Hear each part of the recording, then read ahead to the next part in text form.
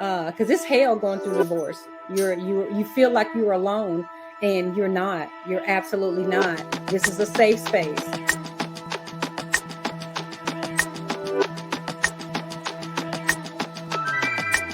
I want men and women to watch the show, married people, divorcees, single people. I want everyone to watch the show.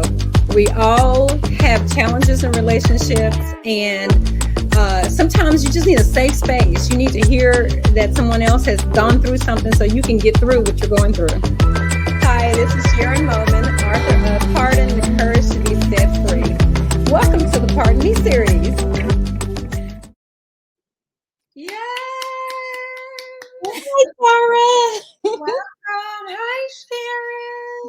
Hi. Congratulations. You are a new Thank author. You. Pardon Me, The Courage to Be Set Free. And you have a new show. Yay! Yay! Thank you so much. I am honored to be produced by you and ready to chat about this book. Yes. So I want to kind of like just let the audience know a little bit about what this show is, and I don't want them to, not be aware, but this is almost like the behind the scenes, getting ready to launch you to be the coach, the relationship coach that you are. Your life experiences that you've documented in your book has even more given you the tools and the process to help others. So we're just going to kind of walk through 6 episodes, 6 chapters, talk about your book, talk about who you are, so that the next series, because we call it the digital media series, and the next series you'll be with you and people who need what you have to offer. Okay. All right. So all right. With that said, who is Sharon as a new author now? You are a new author. Tell us a little bit about who you are and how does it feel? First. It feels absolutely wonderful. My other life, being a realtor, is totally different from this life of being an author. I get to meet a lot of people who buy my book and they tell me, you wrote this for me. Wow. Or they tell me, thank you, because I thought I was the only one. And that's what I feel the reason why God wanted me to write this book. And when he wanted me to write this book, I didn't know I was writing a book. He was putting me in timeout because of my bad behavior and told me to write about what I did wrong, And so a book came forth. And the reason the book came forth was I had a phone call from a girlfriend one day. And my girlfriends frequently call and ask me for advice, and usually I'm like, yeah, I can talk to you, girl, give you some girl advice. But during that time I had got a divorce. I was feeling kind of low, and I was like, I'm the absolute last person to ask for advice. But she was getting ready to get a divorce. Her husband had asked her for a divorce, so she needed a safe space. And she could confide in me because I wouldn't tell her business to any people. And I thought to myself, there are some women who can't call someone and say, hey, I'm getting a divorce. They're going to be judged, and they're going to be talked about, and their business is going to be in the street. So me writing my story allows people to identify certain situations. Now, and spoiler alert, I've been married 3 times. I'm like the woman at the well who met Jesus. 3 times, and I call my ex-husbands wardens because I feel like I was in prison. Yes, you do. but basically, this book was written so that in the privacy of your own home, a person who's going through can read this book and know that they're going to be okay, that they're going to survive. Yeah. And it's so interesting because I remember when you read my book, you called me and you said, Chara, so I'm writing a book. Do you have any advice? And I said, Sharon, just be transparent. And lo and behold, you took transparency to another level. Yes, I did. Oh my God. Oh my You, God, you yes. really Oh, did. you want to talk about specific part? Like you opened up the book and talked about how Warden 3, husband number 3, gave you an STD. I was like, Yes, okay, I did. I was like, did I just let me? I remember stopping like it was okay. That to me was beyond transparent. The whole book in it, you started that book off that strong and it kept going. You Yeah. revealed so much, even about the abuse. You go into how one of your marriages you were in a physical abusive relationship, and so I kind of like was like, how did she get comfortable? Because I remember she was nervous when she caught me. I really was. But your book, reading your book and just being in the moment, being in the scenes. I mean, whatever you were writing about, certain scenes, I felt myself there. So I got a little guidance from you. And the lady who wrote Peace and Plenty, I Mm, listened to her Audible, and it was the same thing. It was like I was like, I can write this moment. And that STD story, I was already divorced, and I was writing a book, but I had not written that down. And um, when I got the call from the doctor's office regarding that I had an STD, I called up the warden to confront him about it, even though we were divorced. And he tried to spin it, and it just made me realize he had been spinning for the last 5 years with me and manipulating me and lying to me. And I knew it, but that moment was a realization. It was like, and I ran to my computer. As soon as I hung up the phone with him, I ran to my computer and I just started typing what just happened. Because when someone does something like that to you, you don't believe it mm, yourself. And I wanted to memorize that moment. I wanted to never forget that I just had a conversation with this fool, and he just literally lied to me about being unfaithful, and I have the proof. And it wasn't until months later that I was listening to Dr. Miles Monroe, and he said, when you write your story, first he said, the most uh, uh, richest place on earth is a cemetery, because people's mhm, inventions and stories are there. And mhm, so I was encouraged to keep writing, even though it was painful to relive, all these stories. And he said, when you write your story, begin with an attention grabber. And I remember thinking, I was like, well, I got something. And at that moment, I had the courage to put that story in. And I had the courage to edit the stories I had already written about the other wardens that I had wrote about already, to even give more details, not leave anything out. And it's because of Dr. Miles Monroe, when he said, attention grabber. And he also said your book needs to have a subtitle too. And I mm. only had pardon. I didn't Okay. have nothing else. And when he said that, and in that moment of receiving all of that, I received the courage to be set free, because I was free. I was able Mm, to tell my story my way. Everybody's going to talk about you behind your back, and they're going to tell your story, yeah. and they're going to tell it wrong. But Sharon Moman, aka Butterfly, telling this. Okay, that's interesting that you just said that because, okay, just in case you're just joining us on this Valentine's Day, we're talking to author Sharon Moman, and you mentioned several times warden. So if you like, who's the warden? She calls her ex-husband's warden, which we'll get into a little bit later. But first, I agree. Dr. Miles Monroe has been had a tremendous impact on my life. Hmm. The vision and purpose. I think it's called The Purpose of Vision, Yes. something like that. That Hmm. book is number one still to this day, my favorite, hands down, most impactful book that I've ever read. And here's The power of vision and purpose, or something like that. right. And you know what? When I was listening to him, I didn't know he was deceased. Really? Yeah. And Oh, and and and his words are true. still You to this know, day, yeah. these books that we write, these stories that we have to tell, will live beyond That's us. it. That's the power of telling your story, the power of being even free.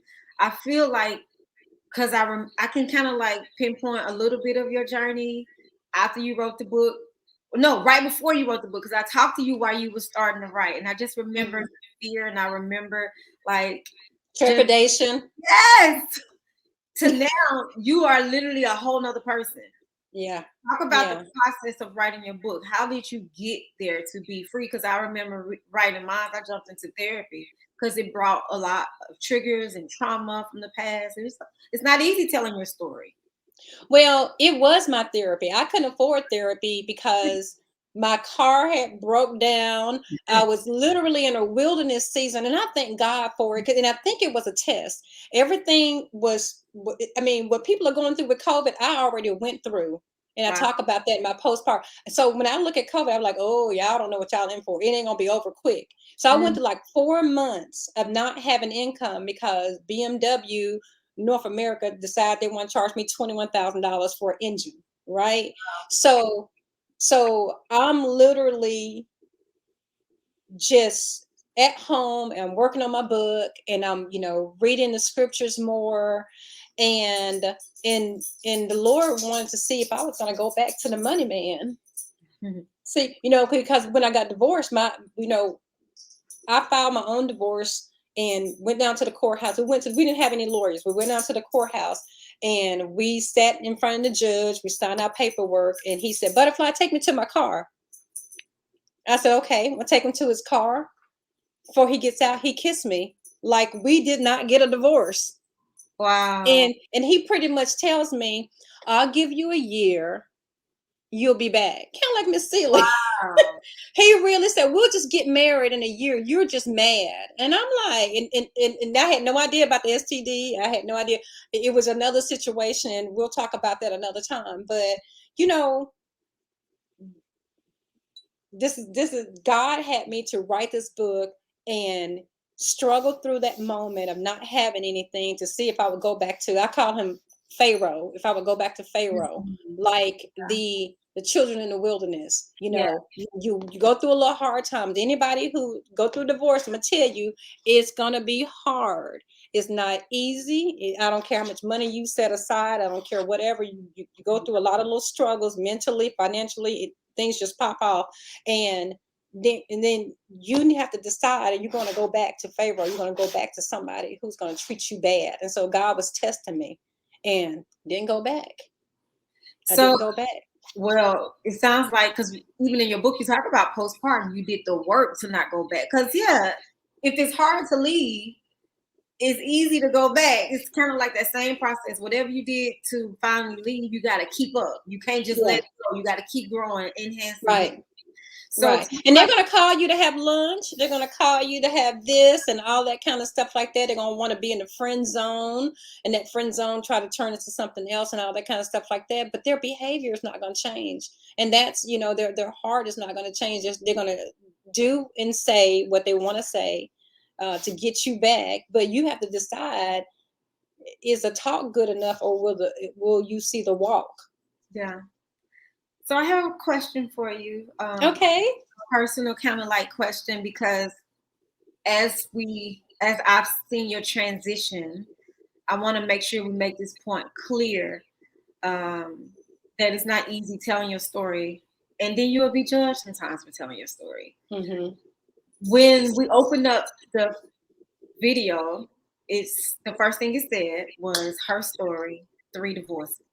Mm-hmm. How did you get to a place of peace to say, you know what, this is my story, and I'm gonna tell it to the point where people may talk about you, you may be judged. I think that I worried more about getting a divorce, Mhm. and that bothered me. Once I got the divorce, I was semi fine. It still was a process. Um, it took me 2 years to write the book, so that was 2 years of therapy and 9 months to edit. So it was really 3 years. So again, it's not easy, but you will get to the other side. It's just day by day. You take it Yeah, day by day. day by day, bro. Day by day. stronger and stronger and stronger as Yeah. you take and it. Like, and for those people who don't have, a health plan that has where they can get therapy, perhaps this book, or yeah, like what you and I did, we listened to Les Brown, and we listened to Dr. Miles Monroe, or we listened to Dr. Tony Evans, or Dr. T.D. Jakes. We listen to these different people to help us each day, because it is a struggle. One day you're fine, and the next day, I mean, I'm gonna tell you the truth. Even though God had gave me a second touch and had said, "Okay, go do this," and He was changing me. He, removed the thirst for liquor out of my mouth like that. And people read about that in the book. There were days where I woke up, as soon as my feet hit the floor, I would call my ex in MF. That was the first thing I said. I didn't say, "Good morning, Lord, thank you," like I do now. "Lord, thank you." I just like, oh, can't wait to get my coffee and get my Bible. I was waking up saying at MF. And I told the Lord, I said, "I know this is wrong, but you're gonna have to help me." So I want to let every woman know that, don't look at this and say, "Okay, she, everything was smooth." It wasn't. I mean, I was, even though I filed a divorce paper, I moved, I did everything to separate myself from him, stop taking his phone calls. I yeah. still had not pardoned myself. Mm. I had not even pardoned him, even though I was writing a story and doing all this stuff. And sometimes I wrote some stuff, and God was like, "Nope," and I had to delete it. And I was like, "Nope," because it was not about throwing shade or spilling tea. Yeah. It was not about them. Because he even called me after the book came out. Somebody Uh-oh. told him the book. He read the book, and he sent me. He didn't call me. He sent me a text, and he said, "Oh, I lied about the STD." I didn't respond to him, but I was like, he said, "Oh, you just a bitter woman." That's what he put on the text. And I wanted to say, if I was bitter, I would have wrote the whole book about you. I got enough material. Yeah. But I still have my stack of material that I wrote was like this, but I Yeah. just condensed it. And, To but get to the point of this is tools to help you literally be free. yes, yes, pardon yourself, pardon them, and it's all a process. I can't tell you in 3 months you need, this is your timeline for pardoning somebody, you know. And these principles can be used not only for relationship, but in business, a job. You on a job that you hate, you need to pardon yourself. You in a Yeah. relationship, I had a friend, a girlfriend for many, many years. I had to pardon myself from her. Yeah. Yeah. That's real. It's Yeah, real. Pardon yeah, yourself is about relationships in general. It's not in necessarily general, just for absolutely. whatever is unhealthy in your life. And it's interesting because when I read your book, you didn't know.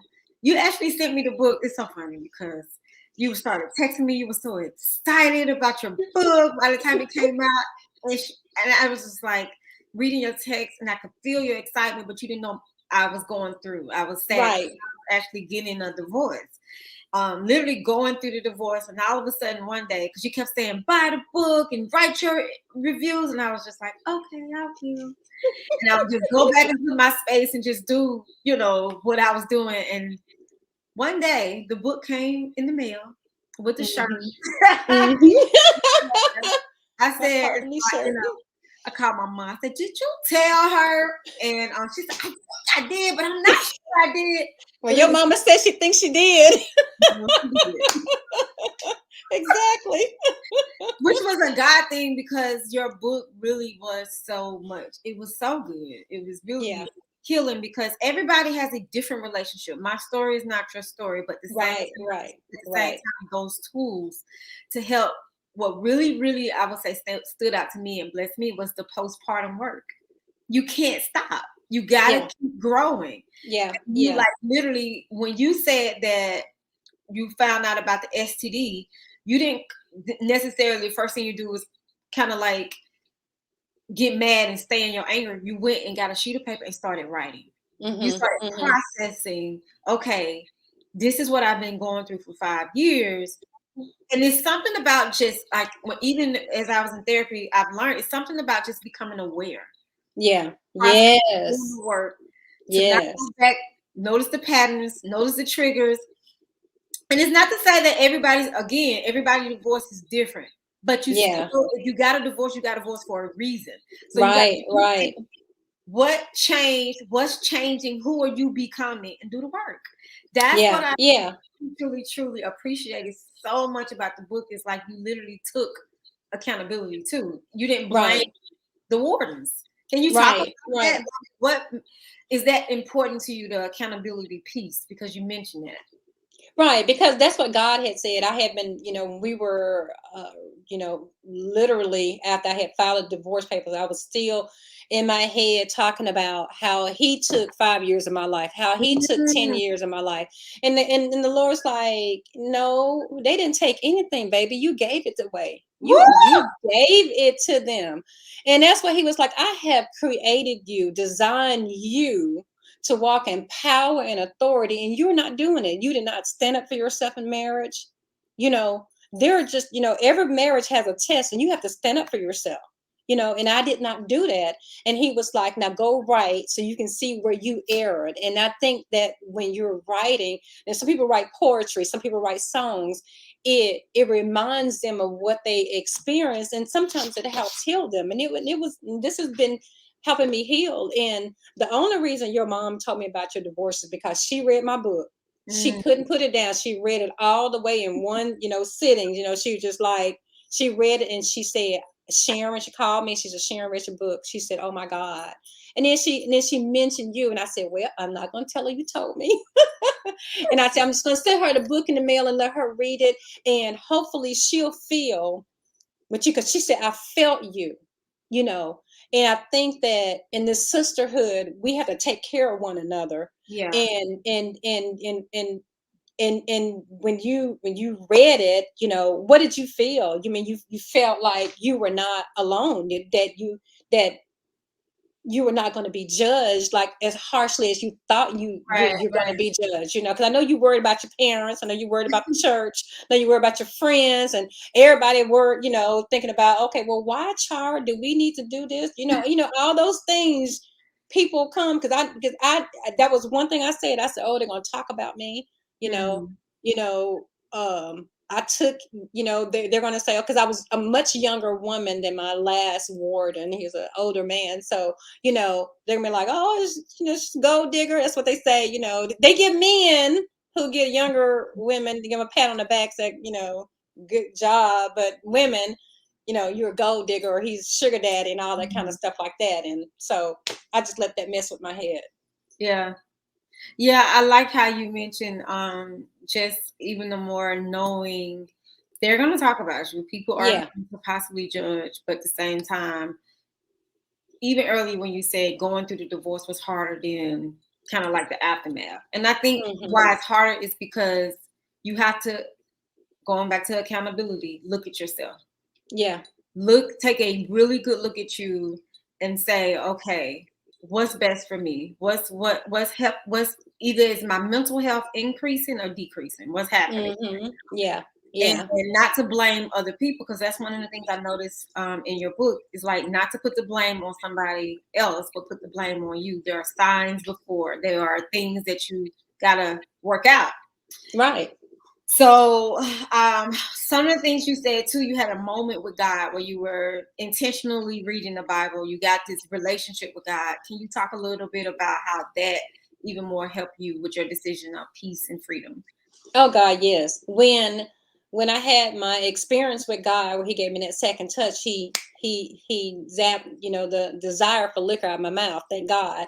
And when He said go right, and I was feeling just some type of way, and I just said, who else has been hurt like this, lied on, mistreated, all this kind of stuff. And I said, oh, Joseph, and he's my favorite story in the Bible. And I said, let me just go read about Joseph, because that will help me, because misery loves company. I guess, but I also said, I know how his story end. He was pardoned, after all the mess that he went through. He was pardoned and became, the prince of Egypt, and he helped his family, the ones who did him wrong. And I said, okay. Uh, I started reading that over and over again, and the Lord said, okay, we're done with that. Continue to read. And then I just start reading. And girl, that Old Testament, I just love it. I mean, I'm like, and I'm slow walking through it. And it's been what, since 2018. I am in Isaiah now, and I am slowly walking from the beginning, from Genesis, and now I'm in Isaiah, and I'm just slowly walking through it, and I'm falling back in love with the Lord, who says to me, this person who was a carnal Christian, who was a backslider, who was, a prodigal daughter, all these things to him, that he still loves me, and that, he's my redeemer, and my receipts are paid in full. And so when the Lord, when you understand that the Lord loves you and doesn't condemn you, you love yourself. Ooh. You start loving yourself the way he loves you. Bishop Crudup said one day, he said, the Lord loves you. And I was like, I knew it, but when he said it, I was like, yes, he does. So now, and that was like a few months ago. I mean, I know the Lord loves me, but when he said it, it did something. So every day I wake up now and I go like, the Lord loves me. And he gives me the desires of my heart. I mean, the reason we're having this series now is because he gave me the desire of my heart. I had a desire for you to produce me, and he gave it to me. He did. He did. I mean, your daddy had my book like 2 months before your mama was slow rolling and getting my book. So so when she got my book, that propelled me to send you my book and to us to have this conversation. You see what I'm saying? So, count it all joy. Count it all joy. Count it all joy. Which is kind of like even the more of what I do now, like, which is, I have to say it this way and repeat it. I know I said it before, but everybody's marriage is different. And every situation is different. So I don't want people to read your book and say, well, that's not my story. Because just because it's not the marriage or what you've been through, it literally, the tools that you got from freeing yourself is what is universal. It's basically the word of God. Like you said, you got this revelation when God starts telling you he loves you. And when God speaks to you, he shows you. Right? It's like right. Nobody else, just you and him. Just you and him. But you mentioned in your book, we do some things that we can place ourselves in, and we ignore signs, and we ignore like what we should do. And so many women have been through some of the things that you've been through. Right. Particularly I want you to mention, like, why do women stay when we know, or when they can see in their relationship a person may be manipulative or may be a liar or whatever. Why do women stay? What are your thoughts? Well, one, it's our ego. We don't really believe they're doing this to us. We be like, I'm pretty. You better be glad to have me. We have a little ego. We don't really believe what we're seeing and what we're hearing. And then we just, once that passes by, then we get into that part where we get comfortable in the dysfunction. Honestly, for me, it allowed me to act up. I never really act up before, so I could act up with him. You know what I'm saying? What did you say? And it would be funny sometimes, but it was like, that's not who God called you to do. To be and behave. So you get into that dysfunction, and then and for some people, it's money, it's children, it's all these different things that cause you to stay. And it boils down to, do you trust God? Woo. Like, one of the reasons I didn't leave, because we had the car that was still in his name. The BMW was still, I was driving it was my car, so he said. I was driving it, but I was like, he gonna act a fool. But I could have got that in divorce. And I didn't trust God enough, to walk away, earlier. I waited and I waited and I waited for and I kept saying, okay, well, I can't leave now. My mother's dying. I need his name in parentheses. I don't want to be the only sibling on the obituary who doesn't have. It's silly reasons, Wow. And then this is what you do. You start thinking about, you're rethinking your journey, and you call yourself stupid. But you're not stupid. You just made some inappropriate decisions. Wow. And it's the decisions that's causing your life to have havoc, not you. Yeah. It's your decision making. Is that your passion? The whole purpose of this show? Like, I'm hearing like you thinking back on even why you didn't leave, and you see other women probably think the same way. Do you Yeah. laugh at yourself? Do you beat yourself up? Do you forgive yourself? Like, is that a process too? D, all of the above. Yes. Yes.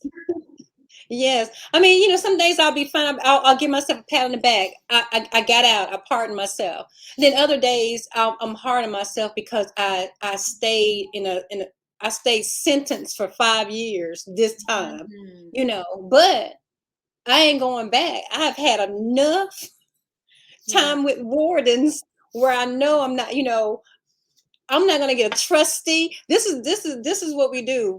We date trustees, and then they become our wardens. Wow. When we're dating them, they're trustees. They're still in charge of us, and we're not in charge of ourselves. So now, as you are single, possibly dating, what is the number one thing? What are some of the steps that you say now that you know you're going to do to make sure that you don't make the same mistakes? I know you talk a little bit about those steps in your book, but just kind of like in general, what do you do now? Well, in the book, I talk about interview, interview, interview. You need to treat your dating life like a business life. You know, if you're going to, anybody can show up for a job with the credentials and say they're going to do the job, and then three Right. months later, they don't. They come in late. They steal. They Mhm. do all this other stuff, and then what do? Do you keep that employee? Hmm. So a lot of us when we're dating, if we get past the 3 month, then we're like, okay, well, I go another 6 months. And the problem is if you kick that can down the road, that can gonna eventually end up lost. So if you see it in 3 months, just go ahead and end it. If you see it in 6 months, just go ahead and end it. If you see it in 9 months, just go ahead and end it. If it's not working out, I mean, explain to the person what you need.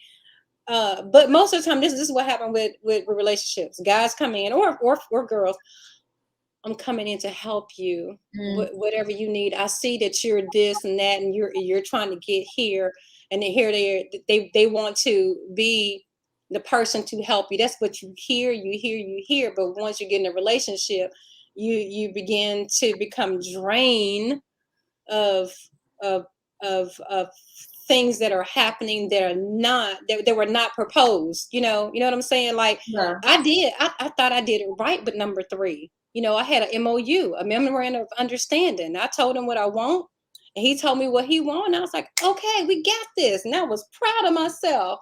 But you know what? And people, not just him, but people try you, Mm. and they don't change completely. They start taking out one eyelash at a time. Weave come off, and you're like, oh, who is this person? If you're growing, that's a different thing. But if you're becoming someone who is being so abusive mentally, verbally and otherwise, then that's not good.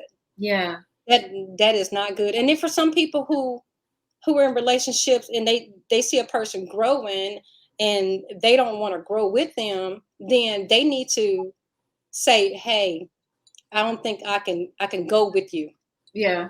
because Well, everybody don't want to grow. everybody don't want to grow, and it's interesting because I was watching a reality show, and one of the characters said to another character they had the similar divorce, and they talked about how they got married thinking they could save them, make them better. And I question how many women actually get into a marriage thinking that, and it's kind Well, of like, we have a yeah, we have a maternal instinct. If somebody bring you a baby, you're gonna know how to take care of that baby. If somebody bring us a man, we're gonna try to take care of that man. It's a maternal thing. I think that's what the Bible talks about, that curse with Eve. I don't know if that's it or not, but we feel like, and then we hear from them, no one supported them. So what do we do? Well, I'm gonna support you, babe. And then we as Black women get the stigma that we're not down for our men, we don't support our men, and all this other kind of stuff. So we try extra hard to yeah, support and love and all this other kind of stuff. And it's like, you don't have to believe all that hype. You know what you're doing. You know what you're participating in, and that's that. You know. I'm just so loving your confidence, your freedom. I can hear it, I can see it. Like it's a whole nother level. And we got 5 more minutes, so I want to kind of. We got a letter that came in for you. Someone wanted to Okay. know some advice from you, so I'm gonna read the letter to you. Okay. Okay. Yes. Dear Miss Sharon, I'm a 34-year-old woman. I think I'm beautiful.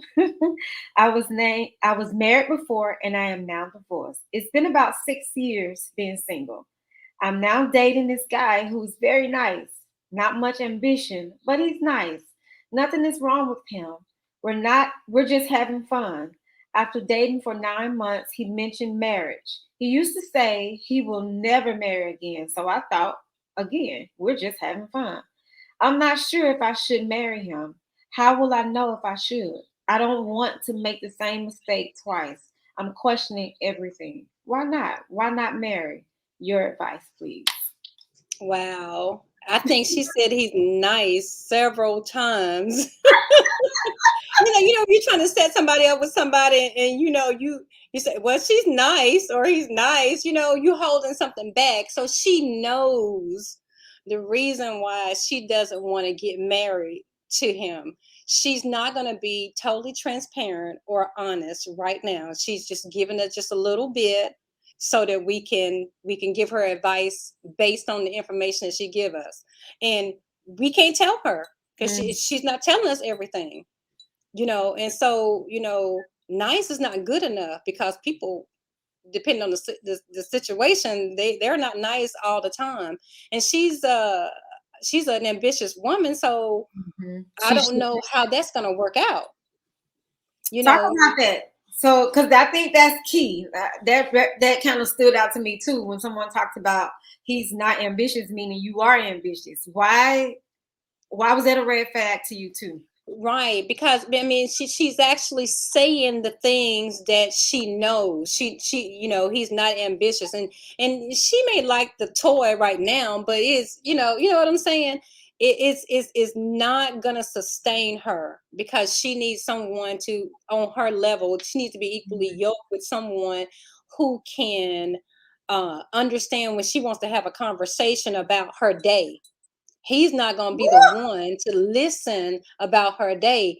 And as a matter of fact, he's going to make her dummy down her talk regarding her day or what she's trying to achieve. If she wants to go back to school, Hmm. she won't, because he's going to talk her out of it. He's going to make her feel like she's leaving him, and that's what people do. They'll say, "Oh, you're going to leave me when you get this, when you do this or whatever." So she's hurting God by staying with this person who's nice, Hmm. because God has her on assignment. He has us all on assignment. And when we take a pause from God and go play with Hmm. these little toys, then we get distracted and we can't be who God called us to be. We are stars, and some people, they are attracted to us because we have this light, but then when they get us, they don't want us to shine anymore, and that's a problem. That's the problem. That's the real Yeah. problem that oftentimes we ignore. Like, Yeah. we think it's something so small, but it's actually something really big. It's like Yeah. I always say, in your singleness, you should get to a place where you're learning yourself, grow to discover who you are. Yeah. Because you knowing who you are will tell you he's not, like you said, eventually your ambition, he'll want to dumb it down. I think that's key. I think that's so good. Well, no one wants to be single. It's Valentine's Day. Everybody want their candy, they want their flowers, they want all of this stuff. They don't want to be single. And it's like, don't think of yourself as being single. Just think of yourself as being a superstar. You know, That's true. That is yeah, true. I think a lot of times people, like when she said, um, I don't know if I should marry him, but I don't want to miss out or something like that. Why do we feel like something better won't come? To me, that's a reflection of yourself, yeah, how you see yourself. yeah. Absolutely, absolutely. And I've been there. I remember saying to myself with Ward number 3, oh, he's been single all this time waiting on me. I didn't realize nobody was gonna have his behind. Wow. Yeah. There's a reason why some people are single. Some people are working on themselves, and some people are single because no one else will have them. But for us, we thinking, oh my God, he's been waiting on me all his life. Oh girl, quit reading them Cinderella stories.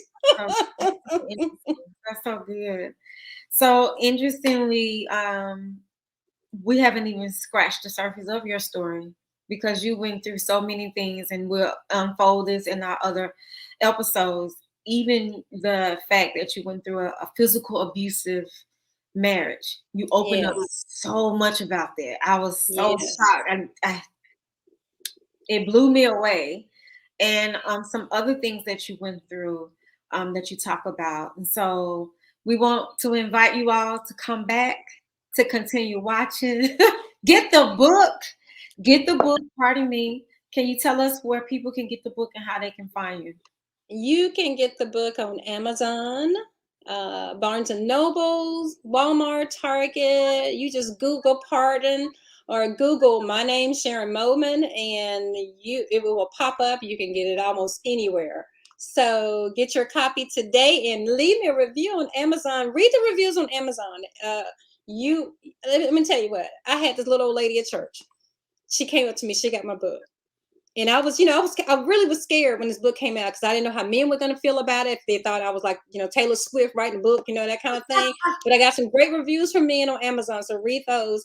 And the little old lady, she came up to me and she said, "Baby, you wrote that for me." And I thought about it. I was like, wow, she's from a generation where you don't tell. Ooh. And it touched my heart that she even be transparent enough to say, "Baby, you wrote that for me."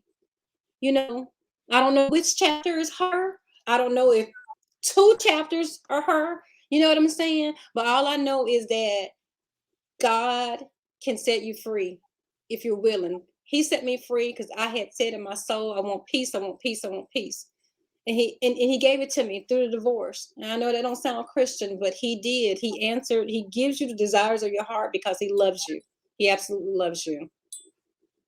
Oh, thank you, Miss Sharon, for sharing your story, for being bold enough. Like, we are seeing the evidence of what it looks like to be free. Because I'm telling you, I will say it till I'm blue in the face. It is not easy sharing your story. It is never easy sharing your story. No one has to know unless you open your mouth and share it.